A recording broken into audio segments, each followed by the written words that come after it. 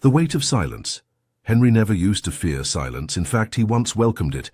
He remembered the quiet Sunday mornings when he and Margaret, his late wife, would sit on their porch, sipping coffee, watching the world wake up. Silence back. Then felt warm, like an old friend wrapping its arms around them. It was a silence filled with love, understanding, and unspoken words. But now? Silence was a monster. It crept into the corners of his house, slithering through the empty hallways. It sat beside him at the kitchen table, mocking the empty chair across from him. It coiled around him at night, whispering reminders of all he had lost. Margaret had been gone for 5 years, 5 long, aching years. And in that time, Henry had done everything he could to drown out the silence. The TV blared from morning till night, playing shows he barely watched. The radio hummed in the background, filling the space with voices of strangers. Even when he wasn't listening, the noise was there, his shield against the unbearable quiet. But here's the thing about silence. You can't outrun it forever. One evening, the noise failed him. It was just after dinner. Henry stood up too quickly, his body heavier than he remembered, his vision blurred. The room tilted. Then a sharp pain shot through his chest. His breath hitched. His fingers clawed at the counter, seeking something solid, something real. His heartbeat pounded in his ears, uneven and frantic. For a split second he thought this was it. Panic seized him, not just because of the pain, but because of the realization that followed. If this was the end, no one would even know. The thought hit him harder than the pain itself. The world wouldn't stop. The TV would keep playing. The radio would keep humming. But Henry, he'd be gone. And the silence, the very thing he had been running from, would be the only thing left. His legs wobbled as he braced himself against the counter. Minutes passed. The pain faded. His breath steadied. He was still here. But something had changed. That night, he did something he hadn't done in years. He turned off the television. The room exhaled. The walls no longer vibrated with artificial laughter. The silence wasn't just around him, it was inside him. It sat heavy in his chest, pressing against his ribs like an old weight he had long ignored. And that's when he knew he had to make peace with it. But how? The answer came unexpectedly, in the form of an old man sitting on a park bench, Thomas. A man who had also lost, who had also faced the silence, but had somehow learned to embrace it instead of fear it. And so began Henry's journey, a journey through 10 lessons that would change the way he saw silence forever. If you've ever felt lost in the quiet, if you've ever feared being alone with your own thoughts, stay with me. This is a story about learning to listen, to the world, to yourself, and to the life that still exists within the silence. And if you find this journey meaningful, consider supporting this channel. Subscribe, leave a comment, and share your own story. Because sometimes the most powerful voices are the ones found in the quiet. Lesson 1. Silence is not emptiness. The first time Henry sat on the park bench with Thomas, he was skeptical. The old man had invited him to just sit and listen, and Henry wasn't sure what that meant. Listen to what? The rustling leaves? The chirping birds? The distant hum of traffic? He had spent years avoiding silence, drowning it out with TV, radio, or meaningless noise. Now Thomas was asking him to do the very thing he feared most, face it. Henry shifted uncomfortably, glancing at Thomas, who sat with his hands resting on his knees, eyes closed, as if he were absorbing something Henry couldn't hear. The silence stretched between them, thick and heavy. Henry's mind itched to fill it. He wanted to speak, to ask Thomas what the point of this was. But something stopped him. Instead, he took a breath, deeper than he had in a long time, and let the quiet settle. For the first few minutes, all he could think about was how unnatural this felt. The absence of sound was unnerving, almost deafening in its own way. Then, as the seconds ticked by, his ears started picking up things he had never noticed before: the subtle rustle of a squirrel darting across fallen leaves, the distant laughter of children playing, the soft exhale of wind through the trees.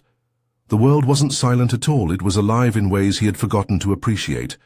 Thomas finally opened his eyes and looked at Henry. "You see," he said with a knowing smile. "Silence isn't nothingness. It's full of things we've been too distracted to notice." Henry swallowed. For so long, he had equated silence with emptiness, with loneliness, with loss. But now, sitting here, he realized silence wasn't a void. It was a space where life still existed, where the world whispered its quiet stories, where his own thoughts could surface without being drowned out. Later that evening, Henry decided to try something new. Instead of immediately turning on the TV, he stood by the window and watched the street below. He listened, not just with his ears, but with something deeper. The neighbor's dog barked in the distance. A car door shut. Wind rattled the branches of the oak tree in his front yard. It was all so present. The world hadn't gone anywhere. It had always been there, waiting for him to listen. That night, he lay in bed, the room wrapped in stillness. But for the first time in years, he didn't feel alone. The silence wasn't something to run from. It wasn't an enemy, it wasn't even empty. It was simply there, a quiet companion he was finally ready to acknowledge. Lesson 2. Creating a daily ritual of silence. The next morning, Henry woke earlier than usual. The house was still cloaked in dawn's hush, and for the first time in years, he didn't reach for the remote control. Instead, he sat by the window with a cup of coffee, staring at the slow light creeping across the street. He thought about what Thomas had said the day before, that silence wasn't emptiness, but a space. A space for what, though? He wasn't sure yet. The coffee was warm in his hands, the steam rising in slow, delicate swirls. He took a sip and noticed the way the bitterness lingered on his tongue. He had been drinking coffee for decades, but today it felt different. He was tasting it, really tasting it, instead of gulping it down mindlessly while distracted by the morning news. He exhaled. The simple act of paying attention made something as ordinary as coffee feel meaningful. Later that afternoon, Henry walked to the park again, seeking Thomas. He found the old man seated under the same tree, eyes closed, a slight smile on his face. Henry hesitated before sitting beside him. "So what now?" he asked, feeling a little foolish. "I sat in silence this morning. Didn't feel like much of a breakthrough." Thomas chuckled. "It's not about a breakthrough, Henry. It's about a practice. Silence isn't something you experience once and suddenly understand. It's something you build into your life, like brushing your teeth or watering a plant. You have to nurture it." Henry frowned. "Nurture silence?" Thomas nodded. "You need a ritual. A time in your day where you sit with it, welcome it, and let it become a part of you. Otherwise, it's just another passing moment." Henry thought about that as he walked home. A ritual. The word felt comforting, like something steady to hold onto. That evening he decided to experiment. He turned off all the lights except for a small lamp, sat in his favorite chair, and just listened to the tick of the clock, to the sound of his own breathing. It felt strange at first, like he was waiting for something to happen. But then he realized this was the happening. The act of being still, of simply being, was enough. As the days passed, Henry carved out time each morning and evening for this new ritual. Some days it was 5 minutes with his coffee. Other days it was sitting outside watching the wind play in the trees. The world hadn't changed, but something inside him had. He was beginning to understand silence wasn't just the absence of noise. It was the presence of something deeper, something real. And for the first time he was making space for it. Lesson 3. Nature is the greatest teacher. One afternoon, Henry found Thomas sitting on a wooden bench beneath an old oak tree in the park. The older man wasn't reading, wasn't talking. He was simply sitting, eyes half closed, as if he were part of the landscape itself. Henry hesitated, then sat beside him, glancing at the tree's thick, twisting branches above them. "You sit here often?" Henry asked. Thomas smiled without opening his eyes. "Every day. Nature teaches me things no book ever could." Henry raised an eyebrow. "Like what?" Instead of answering, Thomas pointed toward the lake at the far end of the park. "Let's take a walk." As they strolled along the dirt path, the world around them seemed to move in slow motion. A breeze rustled the leaves, sending tiny ripples across the lake's surface. Ducks glided effortlessly over the water, while squirrels darted between tree trunks, their movements playful but purposeful. Thomas stopped and nodded toward the lake. "Look at the water, Henry. When it's calm, it reflects everything clearly. But if you throw a rock into it—" Thomas picked up a small stone and tossed it into the lake. Ripples spread outward, distorting the reflection of the sky. The image is broken. Our minds work the same way. When we're agitated, restless, full of noise, we can't see things clearly. But when we're still, we can. Henry watched the ripples fade. The water slowly returned to its glassy, undisturbed state. "I never thought of it that way," he admitted. Thomas nodded. "Nature shows us what we need to know. The trees don't resist the wind, they bend and sway with it. The river doesn't fight the rocks, it flows around them. The seasons change without complaint.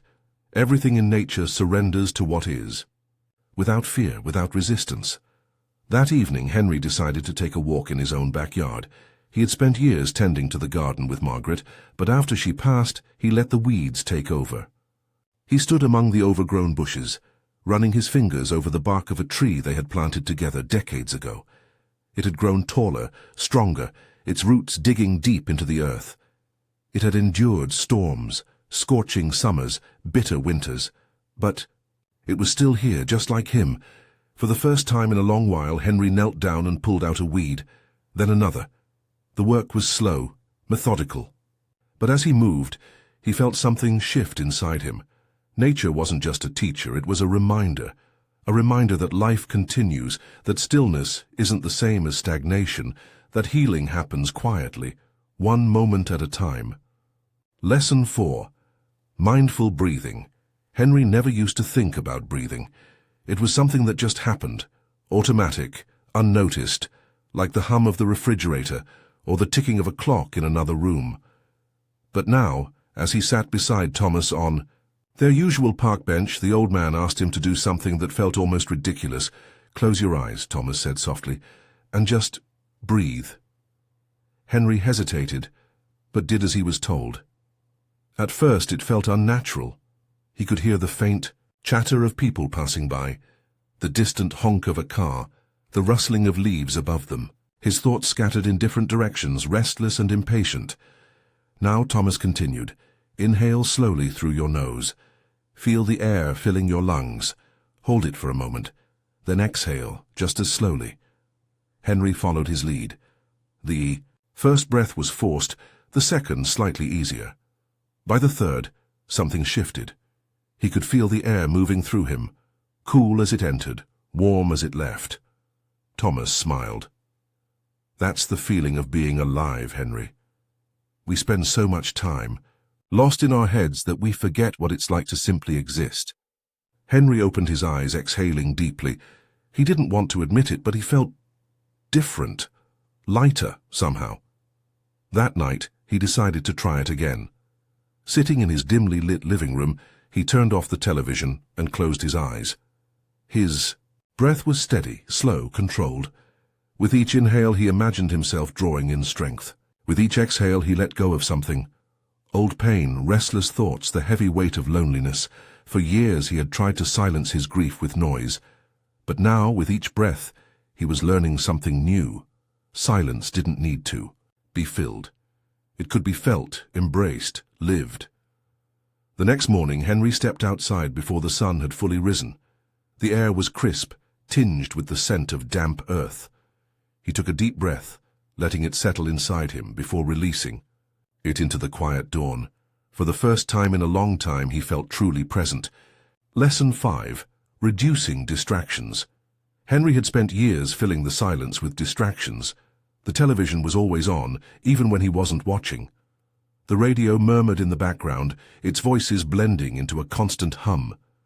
If the house was too quiet, he'd scroll through old photos, letting memories drown out the present.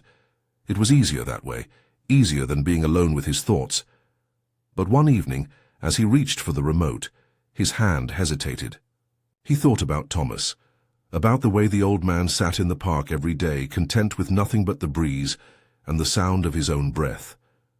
Henry exhaled and for the first time in years, left the remote untouched. The TV screen stayed, dark. The room exhaled a silence so deep it was almost unsettling. He walked to the kitchen and poured himself a cup of tea, something Margaret used to do in the evenings. Without the usual noise filling the space, he heard things he had long ignored. The creak of the wooden floor beneath his feet, the distant hoot of an owl, the rhythmic drip of the kitchen faucet. The silence wasn't empty. It was alive, determined. To keep going, he made a small promise to himself. 1 hour each night, no screens, no distractions. Instead, he would do something different. The first night he sat by the window, watching the way the streetlights painted soft golden patches on the sidewalk. The next, he picked up a book, a novel he had meant to read for years, but had always been too busy for. He lost himself in the pages, realizing that he hadn't truly read in a long time, only skimmed words while his mind was elsewhere. Days turned into weeks, and gradually, the urge to fill every empty space with noise faded. He found himself embracing moments of quiet, trimming the hedges in his backyard, feeling the rough bark of the tree Margaret had planted, listening to the slow rhythm of his own heartbeat.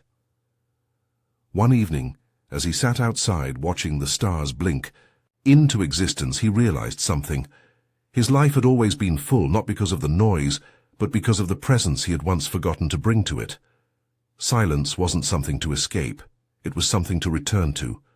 Lesson 6. Cherishing Memories. Instead of living in regret, Henry had spent years avoiding certain places in his house. The second bedroom, once filled with Margaret's books and sewing projects, remained untouched. The garden they had tended together had long since been overtaken by weeds. Even the old wooden rocking chair on the porch, the one where Margaret used to sit every evening with a book in her lap, stood empty, collecting dust. He told himself it was easier this way, that if he didn't open those doors, didn't step into those spaces, he wouldn't have to feel the weight of her absence. But one afternoon, as he walked through the park with Thomas, the older man spoke without looking at him. "You can't keep running from what's already inside you, Henry. You can't lock up memories like a house and expect them to stay quiet. They'll find their way back to you, one way or another." That night, Henry hesitated at the doorway of the second bedroom. His hand hovered over the doorknob, his heart beating faster than it should have. Slowly he pushed the door open. The scent of old paper and fabric filled the air, bringing with it a flood of memories. Margaret humming softly. As she read, the sound of scissors gliding through fabric, the quiet rhythm of her presence. At first the ache was unbearable. He ran his fingers along the bookshelves, his vision blurring. He reached for the quilt she had been working on before she passed, her careful stitches frozen in time. But instead of turning away, he did something he hadn't done in years. He sat down in her chair, pulled the unfinished quilt onto his lap, and just let himself remember. In the days that followed, he made a decision. Instead of treating Margaret's things like relics of a life that no longer existed, he would honor them. He dusted off the rocking chair and sat in it each evening, just as she had. He cleared the weeds from the garden and planted new flowers, whispering her name as he pressed the seeds into the soil. And as he did, he understood something. Memories were not meant to be burdens. They were not ghosts meant to haunt him. They were gifts, reminders of a love that had shaped him, of a life well lived. Margaret was gone, but their love had not vanished. It was still here, woven into every petal that bloomed in their garden, every thread of the quilt that now rested on his bed, every breath of wind that rustled the porch in the quiet of the evening. He had spent years trying to outrun grief, but now, for the first time, he let it walk beside him. And in doing so, he realized that love never truly leaves. It simply changes shape. Lesson 7. Reconnecting with the spiritual. Henry had never been a deeply religious man, but Margaret had been. Every Sunday she would light a candle in their living room, close her eyes, and sit in quiet reflection. Sometimes she prayed. Sometimes she just sat, hands resting on her lap, breathing in the stillness. When he had asked her once what she was thinking about, she had smiled and said nothing and everything. After she was gone, Henry had avoided anything that reminded him of those moments. He had let dust collect on the candle she used to Light had refused to step into the small church down the street where she once volunteered. Faith, or whatever it was that had given her peace, had felt like something that belonged to her, not to him. But one evening, as he and Thomas walked through the park, Henry found himself asking, "Do you ever wonder if there's more? If we're not just here and then gone?" Thomas stopped beneath a large oak tree, running his fingers along its bark. "Look at this tree," he said. "It's been here for decades, maybe longer. It's lost branches in storms. It's had winters where it stood bare and lifeless, but each spring it comes back stronger. It doesn't question its purpose, it just grows." Henry frowned. "That's not really an answer." Thomas chuckled. "Maybe it is." That night Henry did something he hadn't done in years. He lit the old candle Margaret had left behind. He didn't know what he was expecting, some grand revelation, some sign that he wasn't alone. But as he sat in the flickering light, he felt something shift inside him. Not an answer, not certainty, but something gentler, a quiet presence. A sense that he was part of something bigger, something vast and unexplainable like the ocean or the sky. In the days that followed, he began making time for stillness, not just silence, but a different kind of quiet, one that made space for wonder. Some mornings he sat on his porch, watching the sunrise, letting its warmth settle in his chest. Other times he walked among the trees, placing a hand on their rough trunks, feeling the pulse of life beneath his fingertips. He didn't have all the answers, but maybe he didn't need them. Maybe it was enough to simply trust in the unseen, in the way the seasons changed, in the way love lingered even after a person was gone. One evening, as he sat watching the candles' soft glow dance along the walls, he thought of Margaret's words, nothing and everything. He closed his eyes and for the first time understood exactly what she had meant. Lesson 8. Accepting the present. The mirror had not been kind to Henry lately. Each morning he saw a little more grey in his hair, a few more lines on his face. His hands, once steady and strong, now trembled slightly when he reached for his coffee cup.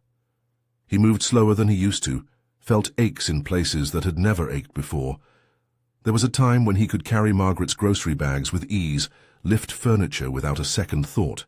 But those days were gone, and no matter how much he wished he could turn back time, the truth remained. He was getting older. One afternoon, as he sat in the park with Thomas, watching the children race past them with effortless energy, Henry let out a sigh. "I hate this," he admitted, "getting older, feeling like time is slipping through my fingers." Thomas smiled knowingly. "You ever see a river try to fight the current?" Henry frowned. "What?" "A river doesn't resist the flow of water," Thomas said. "It doesn't cling to the past, trying to hold on to a moment that's already gone. It moves forward, bends with the land, carves its own path. The moment it stops flowing, it ceases to be a river." Henry was quiet for a long time. That evening, as he sat on his porch, he thought about Thomas's words. He thought about all the time he had spent resenting the changes in his body, the years that had passed too quickly. He realized that he had been fighting something he could never win, resisting something that was as natural as the changing seasons. For the first time, instead of mourning what was lost, he chose to embrace what remained. He took slower walks, paying attention to the details he once overlooked. The warmth of the sun on his face, the feel of the grass beneath his fingers. He allowed himself to rest without guilt, knowing that rest was not weakness, but wisdom.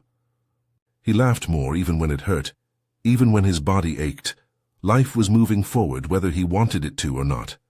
And maybe, just maybe, if he stopped trying to fight the current, he could learn to flow with it. He could still carve a path, still shape the world around him, still live fully, just in a different way than before. And that, he realized, was enough. Lesson 9. Sharing silence with others 1.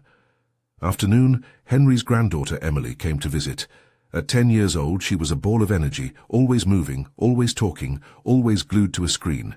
When she wasn't texting her friends, she was watching videos, the sound of music and notifications filling every quiet moment. Henry smiled as she plopped onto his couch, eyes locked on her phone. "You know," he said, "when I was your age, I didn't have one of those." Emily, smirked. Yeah, Grandpa, because they didn't exist. He chuckled. Maybe, but we had something else. Something just as important. She glanced up at him. What's that? Instead of answering, he stood and motioned for her to follow. Curious, she did. He led her outside to the backyard, where the late afternoon sun was turning everything gold. He sat down on the porch steps, gesturing for her to do the same. Emily shifted uncomfortably. So, what are we doing? We're listening. To what? Henry didn't respond. He simply closed his eyes, breathing in the warm air, letting the silence settle between them.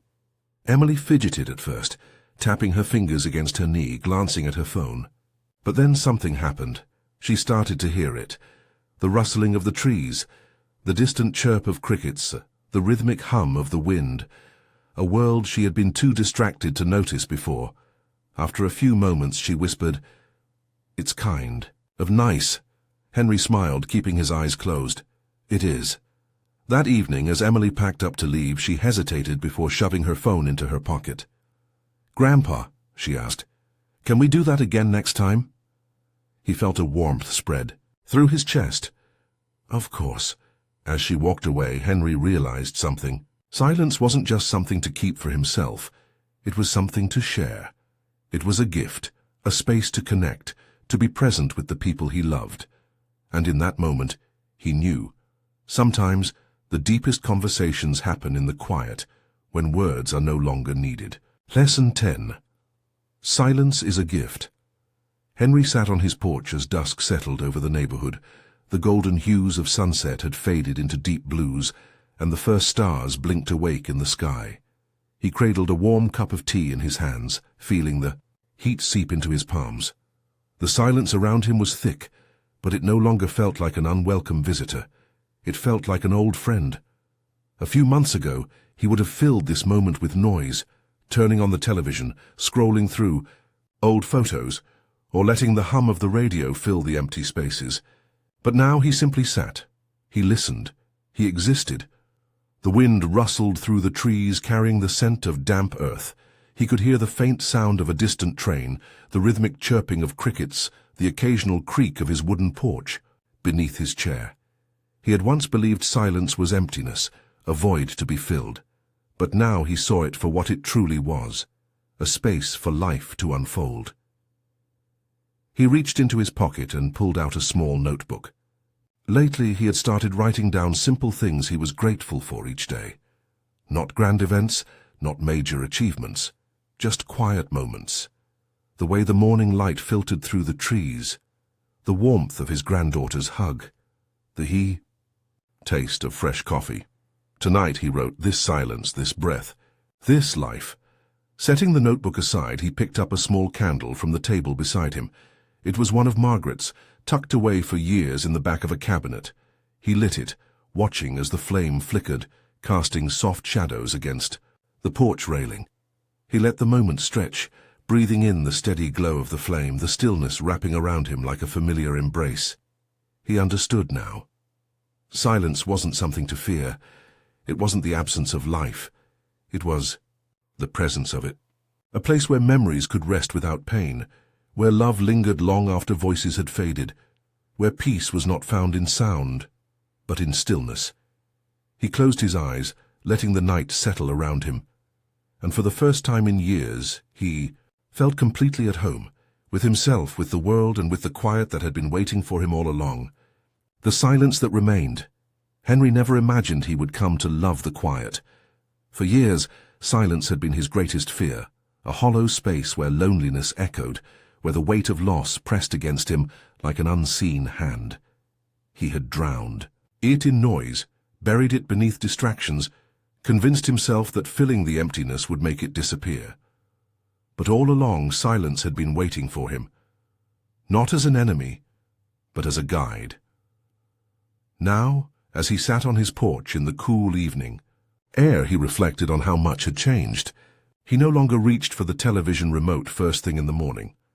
Instead, he welcomed the stillness of the early hours, letting the sunlight stretch slowly across the wooden floors of his home. He no longer walked past Margaret's favorite chair with averted eyes. He sat in it, book in hand, feeling the quiet presence of all the love that still remained. He no longer saw his aging body as something to resent, but as something to honor, a vessel that had carried him through a lifetime of love, loss, and discovery. Through Thomas, through the lessons he had learned, Henry had uncovered something he had spent years overlooking. Silence was not the absence of life. It was life itself unfolding in its most honest form. He thought of the park bench where he had first met Thomas, the way the old man had sat so still, so effortlessly at peace. He thought of Emily, the way she had hesitated before putting her phone away, how she had sat beside him and truly listened to the world for the first time. He thought of the candle Margaret used to light, the way its soft glow had once seemed insignificant, but now felt like a quiet beacon, guiding him home. Henry smiled to himself. The silence was still there, but now it was full of presence, full of understanding, full of love, and maybe that was the greatest lesson of all, that silence had never been empty. It had only been waiting for him to listen. A lesson for us, Alan, a world that constantly demands our attention, where every moment is filled with screens, notifications, and endless distractions.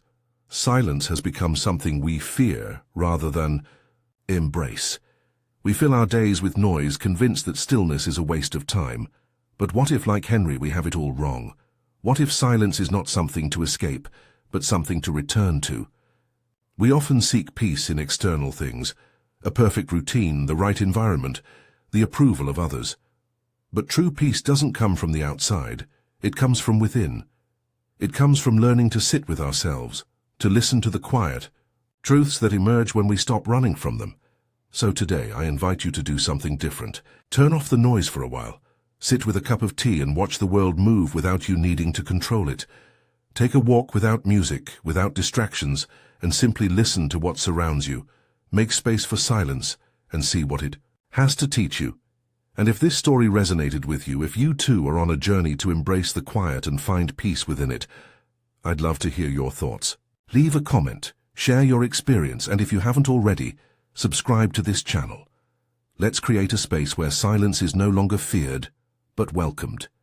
Because sometimes the most powerful voices are the ones found in the quiet.